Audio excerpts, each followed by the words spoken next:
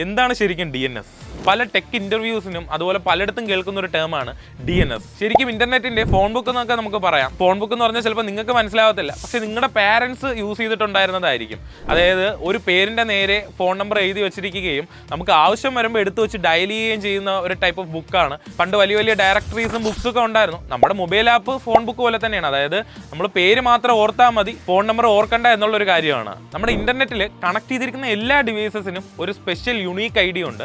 അതിനെ പറയണതാണ് IP address. ഇപ്പം നമ്മുടെ കമ്പ്യൂട്ടറിൽ Amazon.com ഓപ്പൺ ചെയ്യണമെന്നുണ്ടെങ്കിൽ Amazon.comന്റെ IP അഡ്രസ് നമ്മുടെ കമ്പ്യൂട്ടർ അറിഞ്ഞിരിക്കേണ്ട കാര്യമുണ്ട്. എന്നാൽ മാത്രമേ Amazon.comന്റെ സെർവറിലുള്ള വെബ്സൈറ്റ് നമുക്ക് കാണാൻ പറ്റത്തുള്ളൂ. പക്ഷേ നമ്മുടെ കമ്പ്യൂട്ടറിന് Amazon.comന്റെ IP അഡ്രസ് ഏതാണെന്ന് അറിയത്തില്ല. ആ ഒരു മൊമെന്റിലാണ് DNSന്റെ യൂസേജ് വരുന്നത്. നമ്മുടെ കമ്പ്യൂട്ടർ DNSന്റെ അടുത്ത് ചോദിക്കുന്നു Amazon.comന്റെ IP അഡ്രസ് ഏതാണെന്നോ. അപ്പോൾ DNS പറഞ്ഞു കൊടുക്കും ഏതാണ് IP അഡ്രസ് എന്നും. ആ IP അഡ്രസ്സുമായിട്ട് നമ്മുടെ കമ്പ്യൂട്ടർ കണക്ട് ചെയ്യും. അതിനുശേഷം നമുക്ക് ആ വെബ്സൈറ്റ് ആക്സസ് ചെയ്യാനും പറ്റും.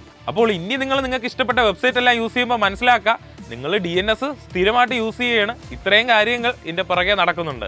ഇതുപോലത്തെ ടെക് ആൻഡ് കരിയർ റിലേറ്റഡ് വീഡിയോസിന് വേണ്ടി നമ്മുടെ ഈ പേജ് ഫോളോ ചെയ്യുക. അത് മാത്രമല്ല, ഈ വീഡിയോ നിങ്ങളുടെ ഫ്രണ്ട്സിന് ഷെയർ ചെയ്ത് കൊടുക്കുക.